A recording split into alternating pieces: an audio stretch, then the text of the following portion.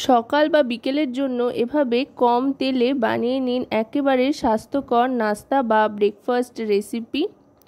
এর জন্য ময়দা, চালের গুঁড়ো বা সুজি কোনো কিছুই ব্যবহার করছি না, ব্যবহার করছি কিন্তু ডালিয়া। শুধুমাত্র 2 বাটি ডালিয়ার সাথে সমস্ত রকম অল্প অল্প করে উপকরণ মিশিয়ে কিন্তু দারুণ স্বাদের এই রেসিপি তৈরি হয়ে যাবে। খেতে যেমন সুস্বাদু, বানানোও তেমনি সহজ আর স্বাস্থ্যকরও কিন্তু বটে। এখানে 2 বাটি ডালিয়া নিয়ে নিয়েছি। এবার এই ডালিয়াটাকে প্রথমে ভিজিয়ে রাখতে হবে। মোটামুটি 2 থেকে 3 ঘন্টা ভিজিয়ে রাখলেই চলবে, খুব বেশিক্ষণ ভিজিয়ে রাখবার প্রয়োজন নেই। প্রথমে জল দিয়ে ভালো করে ধুয়ে নিতে হবে, কারণ ডালিয়ার মধ্যে কিন্তু বেশ একটা বালি বালি বা একটা ধুলো মতো ব্যাপার থাকে, একটা কার্চ থাকে, তা সেটা ভালো করে ধুয়ে পরিষ্কার করে নিতে হবে। দেখুন ডালিয়াটা জলে ভালো করে ভিজিয়ে নেওয়ার ফলে কিন্তু এই কার্চটা উঠে আসছে। এটা ভালো করে ধুয়ে জলটা ঝরিয়ে নেব। 1 থেকে 2 বার মতো এভাবে ধুয়ে নিয়েছি। ধুয়ে নিয়ে এবার এটাকে জলে ভিজিয়ে রাখতে হবে। খুব বেশি জল দেওয়ার প্রয়োজন নেই, অল্প জল দিচ্ছি, তাতে করেই কিন্তু ভিজে যাবে আর ভিজে অনেকটা ফুলেও উঠবে। এবার ঢাকনা চাপা দিয়ে দেব। মোটামুটি 2-3 ঘন্টা এভাবে ভিজিয়ে রাখার পর 3 ঘন্টা বাদে এবার মিক্সার জারে দিয়ে দিচ্ছি ডালিয়াটা। ভিজিয়ে রাখার ফলে কিন্তু অনেকটাই এটা বেড়ে গিয়েছে। আমি 2 ভাগে পেস্ট করে নিচ্ছি। এই ডালিয়া যেটা ভিজিয়ে রেখেছিলাম জল দিয়ে, জলটা কিন্তু সোক করে নেবে, তাই এখানে আরেকটু জল দিয়ে দিচ্ছি মিশ্রণটা বানানোর সময়। আর এখানে শুধুই ডালিয়া রয়েছে, আর কোনো কিছু কিন্তু আপাতত মেশাচ্ছি না। মিশ্রণটা তৈরি হয়ে গিয়েছে। প্রথমে কিন্তু একটা আঠালো মিশ্রণ তৈরি হবে, তারপরে ওর মধ্যে অল্প অল্প করে জল মিশিয়ে একটা পারফেক্ট ব্যাটার তৈরি করতে হবে। দেখুন বেশ আঠালো একটা ব্যাটার কিন্তু তৈরি হয়েছে। এইভাবে 2 ভাগে আমি সম্পূর্ণ ডালিয়াটা পেস্ট করে নিচ্ছি। তারপর এতে অল্প অল্প করে জল মিশিয়ে হাতা সাহায্যে বা বড় কোনো চামচের সাহায্যে বা চাইলে বিটারের সাহায্যে ভালো করে মিশিয়ে নিতে হবে। এবার কড়াইতে সাদা তেল গরম করে ফোড়ন হিসেবে দিয়ে দিচ্ছি মৌরি।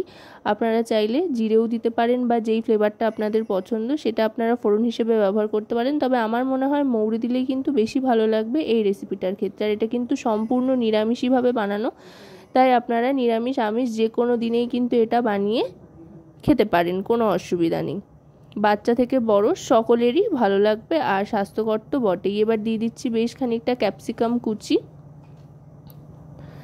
ক্যাপসিকামটা দিয়ে ভালো করে ভাজা ভাজা করে নেব। ক্যাপসিকামটা চেষ্টা করতে হবে যতদূর সম্ভব মিহি করে কাটা যায় বা ছোট করে কেটে নেওয়া যায়। যদি হাতের কাছে ক্যাপসিকাম না থাকে তাহলে আপনারা কিন্তু টমেটোর কুচিও ব্যবহার করতে পারেন, তাতেও কিন্তু বেশ ভালো লাগবে, বেশ একটা টকটক ফ্লেভার আসবে। এবার দিয়ে দিলাম নুন। নুনটা কিন্তু এখানে বেশ অনেকটা পরিমাণেই দিচ্ছি, যেহেতু ডালিয়ার যে মিশ্রণটা তাতে কিন্তু নুন এখনও ব্যবহার করিনি। এর মধ্যে যেই নুনটা ব্যবহার হবে সেটাই পরে ওখানে ব্যবহার হয়ে যাবে বা অ্যাডজাস্ট হয়ে যাবে, সেই জন্য। এবার দিয়ে দিচ্ছি জিরে গুঁড়ো আর চিলি ফ্লেক্স। এবার আরও খানিকক্ষণ ভালো করে ভাজা ভাজা করে নেব ক্যাপসিকামটা নরম হয়ে আসা পর্যন্ত। ক্যাপসিকামটা যখন একটু একটু নরম হয়ে আসতে আরম্ভ করবে, আর ক্যাপসিকামটা কিন্তু হাই ফ্লেমে ভাজা ভাজা করতে হবে। ক্যাপসিকামটা নরম হয়ে আসলে তারপরে দিয়ে দেবো গ্রেট করা আলু আর গাজর। একটা বড় সাইজের গাজর এখানে গ্রেট করে নিয়েছি আর একটা বড় সাইজের আলু, সাথে একটা বড় সাইজের ক্যাপসিকাম কেটে নিয়েছি। এবার ভালো করে সবটা মিশিয়ে নেবো, ভাজা ভাজা করে নেবো। যেহেতু আলু আর গাজরটা গ্রেট করা, সেই জন্য এটা কিন্তু সেদ্ধ হতে বা তৈরি হতে খুব একটা বেশি সময় লাগবে না। আর ক্যাপসিকামটা নরম হয়ে এসছে।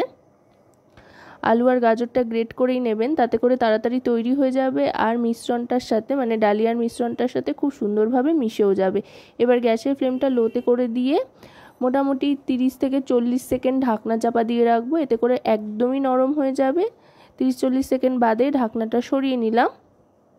সরিয়ে নিয়ে এবার ভালো করে আরও আরেকবার মিশিয়ে নিচ্ছি। দেখুন একদম কিন্তু এগুলো নরম হয়ে গিয়েছে আর খুব সুন্দর কালারফুল একটা ব্যাপার এসছে।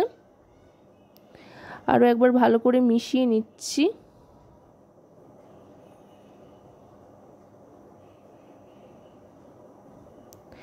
এবার গ্যাসের ফ্লেমটা অফ করে দিয়ে নাড়াচাড়া করে নেব, যেহেতু নিচে ধরে যাচ্ছে সেই জন্য। আর গ্যাসের ফ্লেমটা অন রাখার দরকার নেই।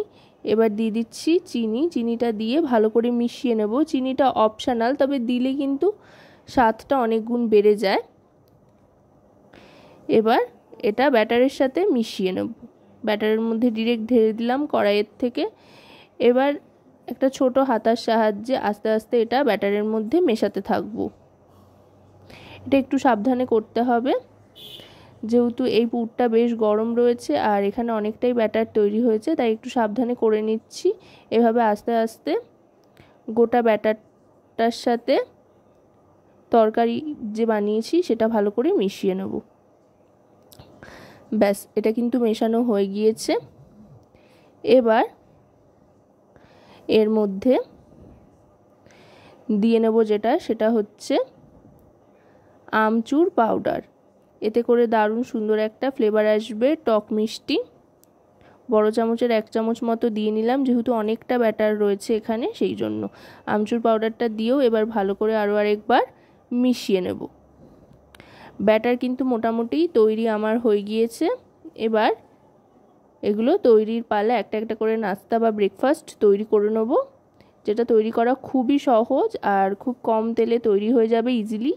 যে কেউ পারবেন করতে। এর জন্য ফ্রাই প্যানে সামান্য তেল দিয়ে নিয়েছি, ছোটো চামচের 1 চামচ। তারপর ভালো করে তেলটা চারধারে মাখিয়ে নিচ্ছি এই স্প্যাচুলাটার সাহায্যে। আর গ্যাসের ফ্লেমটা কিন্তু প্রথমে হাইতে রাখতে হবে। এবার 1 হাতা ব্যাটার এতে দিয়ে দেব। 1 থেকে 1.5 হাতা মতো ব্যাটার দিয়ে দিচ্ছি। দিয়ে একটু আস্তে আস্তে এরকম হাতার সাহায্যে চারধারে স্প্রেড করে দিচ্ছি। এখানে বলবার সেরকম কিছু নেই, এখানে পুরো ব্যাপারটাই হচ্ছে দেখবার। যত ভালো করে দেখবেন ব্যাপারটা ততটাই কিন্তু বানাতে বাড়িতে সুবিধা হবে। এবার ঢাকনা চাপা দিয়ে দেবো একদিকটা হওয়ার জন্য। মোটামুটি 2 থেকে 2.5 মিনিট লাগবে এক একটা করে তৈরি হতে। আশা করব রেসিপিটি আপনাদের ভালো লাগবে। ভালো লাগলে অবশ্যই রান্নাবাটি চ্যানেলটিকে সাবস্ক্রাইব করে লাইক শেয়ার কমেন্টের মাধ্যমে আমাদের পাশে থাকবেন। আর পাশে থাকা বেল আইকনটি অন করে নেবেন সবার আগে সমস্ত রকম নতুন রান্নার নোটিফিকেশান পাওয়ার জন্য। কারণ আপনাদের নিয়ে, আপনাদের জন্যই কিন্তু আমাদের চ্যানেল রান্নাবাটি। তাই আপনাদের প্রত্যেকটা লাইক শেয়ার কমেন্ট সাবস্ক্রাইব কিন্তু আমাদের অনেক অনেক উৎসাহিত করে নতুন নতুন ভিডিও তৈরির জন্য। তাই লাইক শেয়ার কমেন্টের মাধ্যমে আমাদের পাশে থাকতে ভুলবেন না। একটা পিঠ হয়ে গিয়েছে, আবার ঢাকনা চাপা দিয়ে আরেকটা পিঠ একই রকমভাবে ভেজে নিচ্ছি। দেখুন একবার তেলেই কিন্তু হয়ে গিয়েছে, আর কিন্তু তেলের ব্যবহার করতে হচ্ছে না, আর ইজিলি উঠেও যাচ্ছে, কোনো সমস্যাও হচ্ছে না। এবার দুদিকটা একটু লালচে করে ভেজে নিচ্ছি, একটু কড়া করে, বেশ একটু লালচে লালচে স্পট যখন আসবে তো তখন বুঝতে পারবেন এটা কিন্তু তৈরি হয়ে গিয়েছে। এই পিঠটায় যেমন একটা লালচে লালচে ব্যাপার এসছে, ঠিক ওরকমই একটা লালচে লালচে ব্যাপার আসা অবধি দুই দিকটা ভালো করে ভেজে নিতে হবে। ঠিক এরকম যখন হয়ে যাবে দেখতে, তখন বুঝতে হবে তৈরি হয়ে গিয়েছে। তো এবার এটাকে সার্ভ করে দিচ্ছি গরম গরম খাওয়ার জন্য। চাইলে কিন্তু এটা স্কুল কলেজের টিফিনেও আপনারা প্যাক করতে পারেন। তো রেসিপিটা কেমন লাগলো অবশ্যই জানাবেন।